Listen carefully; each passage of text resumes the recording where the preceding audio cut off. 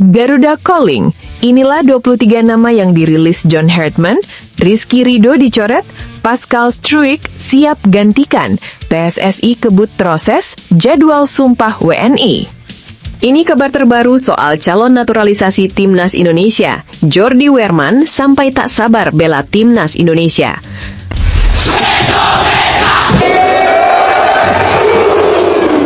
Garuda Calling, inilah 23 nama yang dirilis John Hartman, Rizky Ridho dicoret, Pascal Struijk siap gantikan, PSSI kebut proses, jadwal sumpah WNI. Perubahan yang cukup menarik di skuad Timnas Indonesia untuk FIFA ASEAN kali ini, nama Rizky Ridho yang sebelumnya begitu sering menjadi pilihan di lini belakang, kini justru harus tersingkir dari daftar utama. Dan yang membuat situasinya semakin menarik, ada dua nama yang siap mengambil tempatnya. Dia adalah Pascal Struijk dan Laurin Ulrich. Kabarnya prosesnya sedang dikebit secepat kilat oleh PSSI, bahkan jadwal pengambilan sumpah WNI-nya sudah diatur sedemikian rupa supaya ia siap turun di ajang paling bergengsi di ASEAN ini. Karena ini bukan lagi soal sekedar mengirim pemain bertanding, ini soal misi besar yang diemban John Hartman, misi yang tidak punya waktu untuk main-main, tidak ada ruang untuk kesalahan berulang. Tujuannya cuma satu, menaklukkan Piala FIFA ASEAN dan menggeser Thailand yang sudah terlalu lama dijuluki Raja Sepak Bola ASEAN, juga Vietnam yang selalu jadi lawan paling keras. Tapi untuk mencapai itu, perubahan besar harus dilakukan, dan perubahan itu sudah mulai terlihat nyata. Tapi ternyata di tengah persiapan yang padat ini, ada kabar-kabar yang bikin dada kita terasa lebih lapang sedikit. Beberapa pemain kunci yang sempat terhenti karena cedera panjang, kini mulai bangkit kembali. Jay Izes yang nanti akan dipercaya memegang ban kapten, sudah mulai tampil di pertandingan pramusim klubnya. Tanda bahwa ia sudah pulih sempurna dan siap memimpin pertahanan kita. Dan kalau itu belum cukup bikin senang, lihatlah Marcelino Ferdinand. Ia baru saja menjalani operasi di Spanyol dan proses pemulihannya berjalan sangat baik, menandakan bahwa sang pengatur serangan muda kita akan kembali dalam kondisi terbaiknya. Nah, disinilah yang menarik. Bukan cuma soal yang pulih, tapi juga soal yang makin bersinar di luar negeri. Ambil contoh Ole Romeni. Pemain depan kita ini makin tajam, makin mematikan di depan gawang.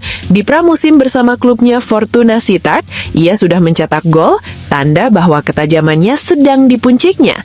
Dan ini kabar paling manis buat Hartman yang butuh penyerang yang bisa diandalkan saat peluang datang. Yang bikin penasaran, dengan semua aset bagus ini, siapa sebenarnya yang dipilih John Hartman untuk menjalankan misi menaklukkan ASEAN itu? Karena ia tidak main-main dalam menyusun daftar 23 nama ini. Kabarnya, nilai pasar gabungan skuad Garuda ini sudah melampaui lawan-lawan utama kita, bahkan Thailand dan Vietnam pun kalah di sisi kualitas pemain yang diturunkan. Tapi siapa saja mereka? Mari kita bedah pelan-pelan ya. Mulai dari bawah, posisi kiper. Di sini Hartman membuat keputusan yang jelas dan tegas. Ia tidak akan menurunkan kiper yang sering melakukan blunder yang bikin kita menahan nafas berkali-kali. 3 nama yang dipanggil semuanya adalah kiper dengan latar belakang dan pengalaman yang sudah teruji.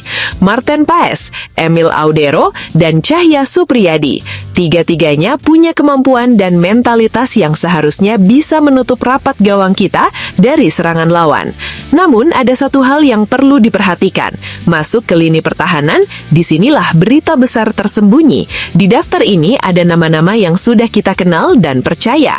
Jay Izes yang jadi kapten, lalu Kevin Dix, Calvin Verdong, Elkan Beget, Justin Hubner, Sandy Walsh, dan Dean James. Tapi ada satu nama baru yang sebentar lagi kita semua tunggu-tunggu. Dan kehadirannya langsung mengubah susunan pemain utama. Pascal Struijk, ya, dialah yang dimaksud. Proses naturalisasinya sedang dikebut secepat mungkin oleh PSSI. Jadwal pengambilan sumpah WNI-nya sudah diatur sedemikian rupa supaya ia siap segera membela Garuda. Dan kehadirannya langsung menggeser posisi Rizky Ridho dari susunan pemain utama. Kenapa? Karena secara fisik dan dominasi di udara, Struijk dinilai lebih unggul. Rizky Ridho memang pemain yang sudah banyak berjasa, tapi seringkali kita melihat ia terlambat menutup ruang lawan atau melakukan kesalahan yang berakibat fatal. Dan di level turnamen seberat ini, satu kesalahan saja bisa menghancurkan harapan kita. Jadi ini keputusan yang berat, tapi mungkin juga yang paling perlu diambil. Lanjut ke lini tengah lapangan, di sini jantung permainan kita berada, dan Herdman memasukkan nama-nama yang bisa mengatur tempo, merebut bola, dan melancarkan serangan dengan mulus. Ada Tom Haye yang sudah jadi otak permainan di lini tengah, lalu Ivar Janner yang kuat merebut bola, Joey Pelupesi, Nathan Choi Aon, Marcelino Ferdinand yang baru pulih dari operasi, dan Eliano. Kombinasi ini kelihatannya seimbang, ada yang bertahan, ada yang mengatur, dan ada yang bisa menerjang ke depan. Dan sekarang, bagian yang paling kita nantikan semua, lini serangan. Disinilah hal-hal menarik lainnya mulai muncul. Selain oleh Romeni yang sedang panas-panasnya mencetak gol, ada Ragnar, Mitchell Baker, Miliano Jonathans, dan Luke Vickery. Tapi yang paling penasaran adalah satu nama baru yang siap jadi pembeda, Laurin Ulrich. Ia pemain yang sedang dalam proses naturalisasi dan rencananya akan dipasangkan berduet dengan Ole Romeni di depan. Bayangkan saja, dua penyerang dengan gaya main yang saling melengkapi, cepat dan tajam. Bisa dibayangkan betapa menyulitkannya bagi bek-bek Thailand dan Vietnam untuk menjaga mereka berdua sekaligus. Nah, itulah keseluruhan 23 nama yang dipilih John Herdman untuk mengantar Indonesia menuju gelar juara Piala FIFA ASEAN. Ada kiper yang andal, pertahanan yang makin kokoh dengan hadirnya Struijk, lini tengah yang cerdas dan kuat, serta penyerang yang makin tajam dan bertambah jumlahnya. Dengan begini, nilai value timnas Indonesia melebihi lawan-lawan utama kita, dan kualitasnya juga tidak kalah. Tapi, di atas kertas memang terlihat kuat. Di lapangan nanti, apakah semuanya akan berjalan sesuai rencana? Apakah kita benar-benar bisa mengakhiri dominasi Thailand dan naik ke atas panggung tertinggi? Atau justru ada lagi kejutan yang belum kita ketahui? Semua masih akan terjawab nanti, saat bola mulai bergulir. Dan satu hal yang pasti, perubahan yang dilakukan Herdman ini menunjukkan bahwa ia tidak datang untuk sekedar ikut bertanding. Ia datang untuk menang. Tapi bagaimana dengan kalian? Apakah ada nama yang menurut kalian seharusnya masuk tapi belum tercantum di sini? Atau ada yang kalian rasa kurang pantas? Sampaikan di kolom komentar ya, karena pendapat kalian sebagai bagian dari keluarga Garuda ini sangat berarti. Dan pantau terus, karena begitu ada kabar terbaru, terutama soal kepastian Pascal Struijk dan Laurin Ulrich. Lanjut ke berita selanjutnya, tak kalah menarik. Ini kabar terbaru soal calon naturalisasi timnas Indonesia. Jordi Wehrman sampai tak sabar bela timnas Indonesia.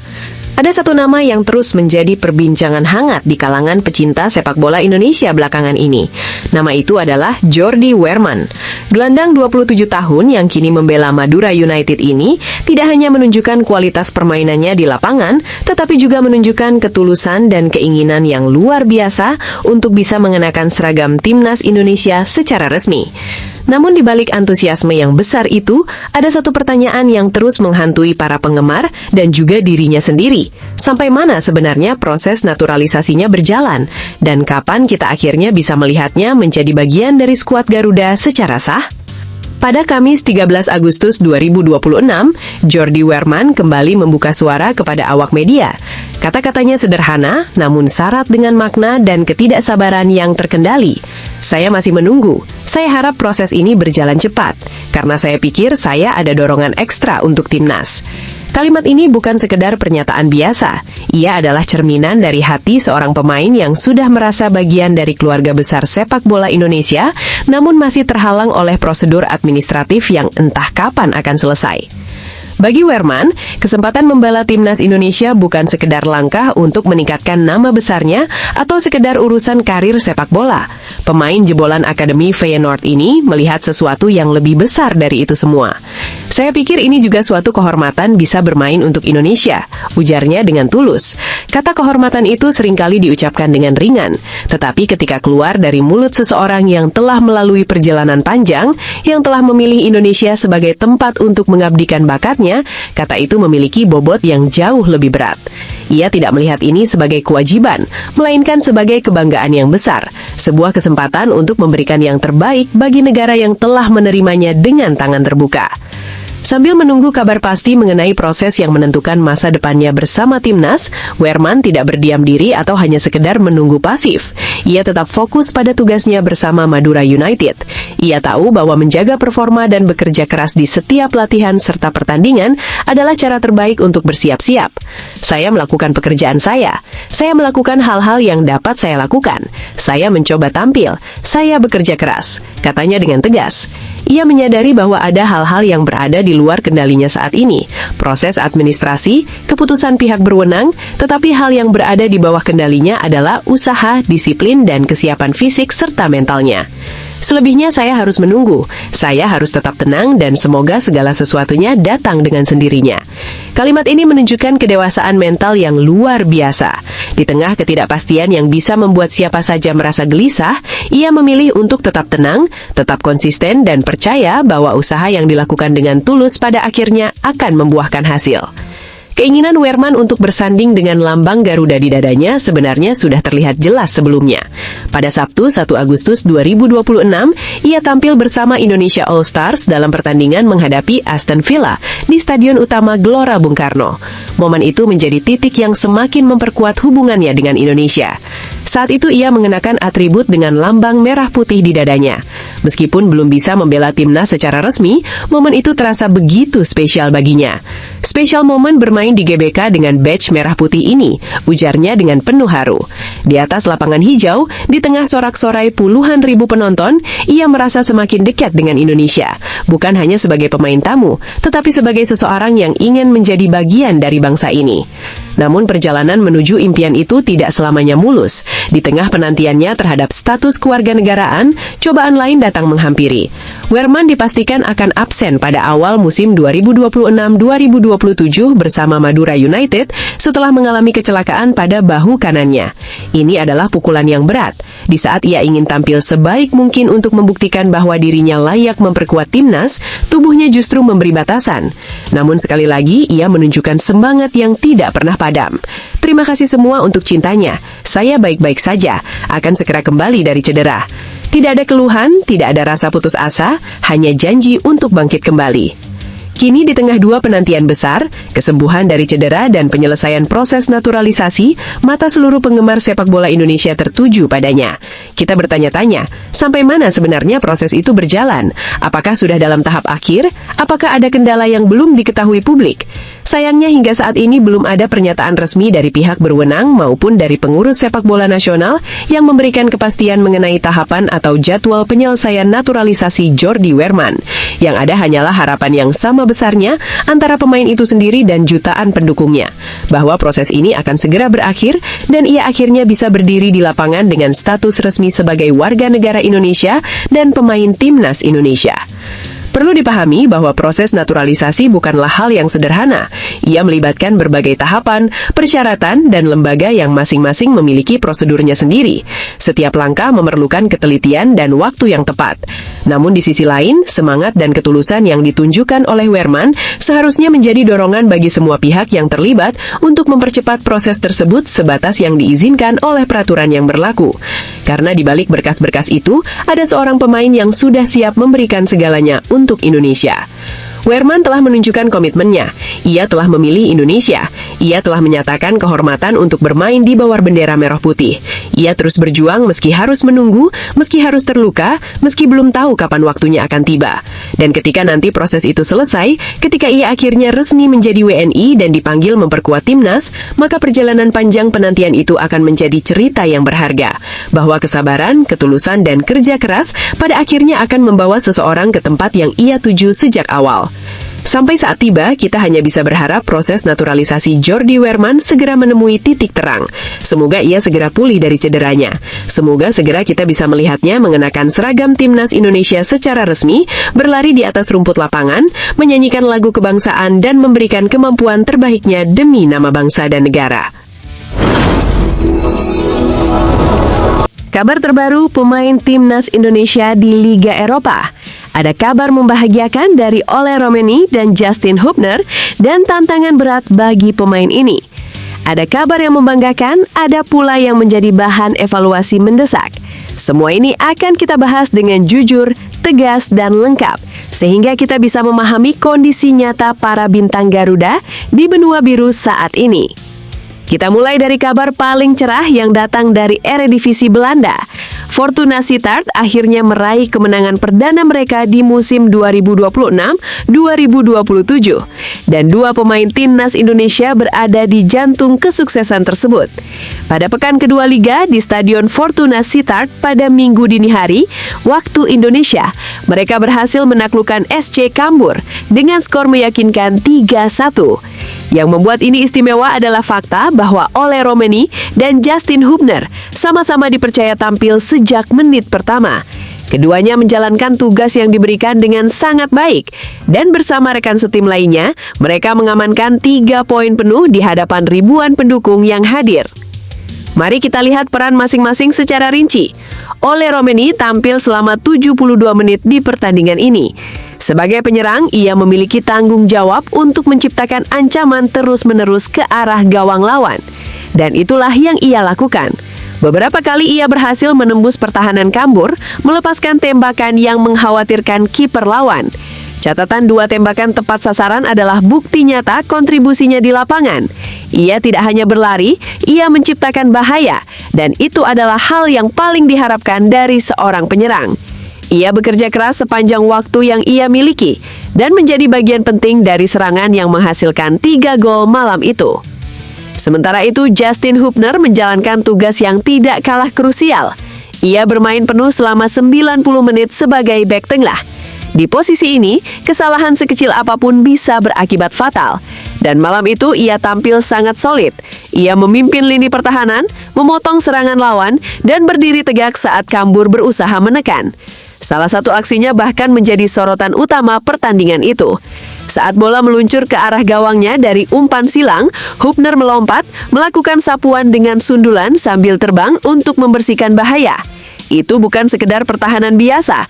Itu adalah aksi yang menunjukkan keberanian, fokus, dan kemampuan teknis yang tinggi. Tanpa tindakan cepat itu, hasil pertandingan bisa saja berubah. Penampilan seperti inilah yang membuatnya menjadi andalan di lini belakang dan menjadi alasan mengapa ia pantas dipercaya menahan laju serangan lawan terbaik sekalipun. Kemenangan ini sangat berharga bagi Fortuna Sittard. Setelah gagal menang di pekan pembuka, 3 poin ini menjadi dorongan moral yang sangat dibutuhkan. Kini mereka duduk di posisi kedua klasemen sementara dan menunjukkan bahwa mereka siap bersaing di musim ini. Namun tantangan selanjutnya tidak akan mudah. Pada 22 Agustus mereka harus bertandang menghadapi AZ Alkmaar, salah satu tim terkuat di liga ini.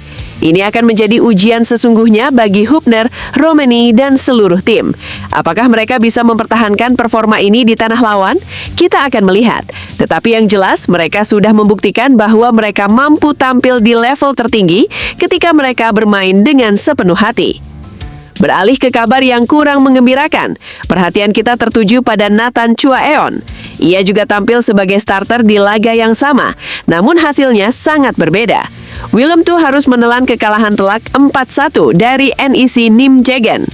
Nathan bermain hingga menit ke-69 sebelum akhirnya ditarik keluar oleh pelatih. Ia juga harus menerima kartu kuning yang akan menjadi catatan bagi dirinya dan tim.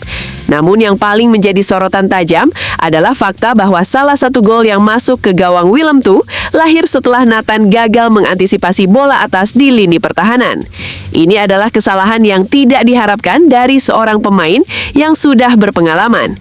Di level tertinggi, kesalahan sekecil ini akan langsung dihukum oleh lawan. Kekalahan ini adalah kekalahan kedua secara beruntun bagi Willem II. Sebelumnya, mereka juga kalah dengan skor identik 4-1 dari Go Ahead Eagles. 2 pertandingan, 2 kekalahan, hanya mencetak 2 gol dan kebobolan 8 kali.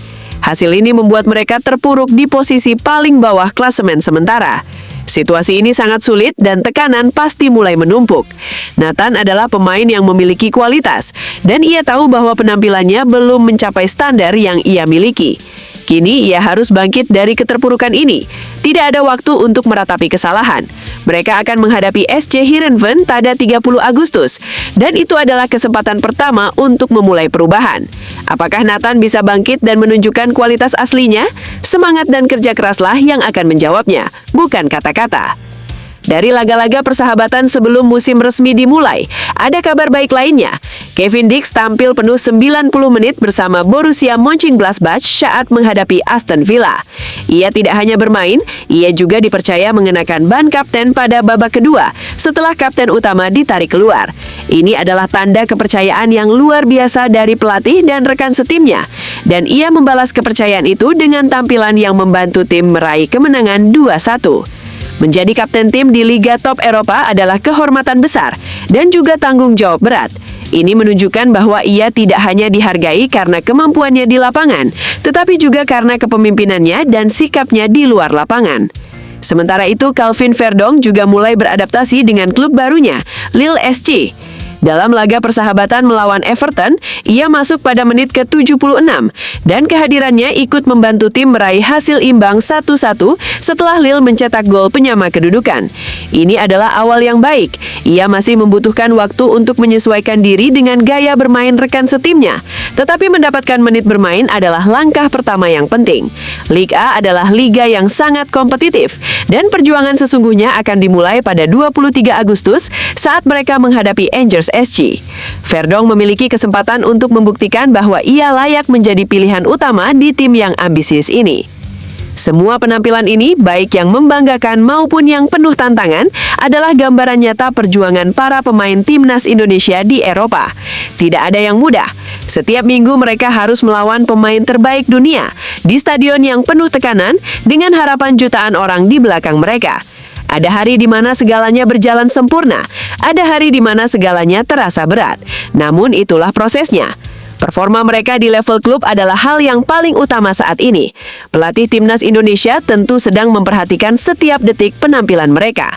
Persaingan untuk masuk ke dalam skuad Garuda tidak pernah semudah ini. Setiap posisi diperebutkan dengan ketat. Mereka yang tampil konsisten dan menunjukkan komitmen penuh di klubnya akan menjadi prioritas.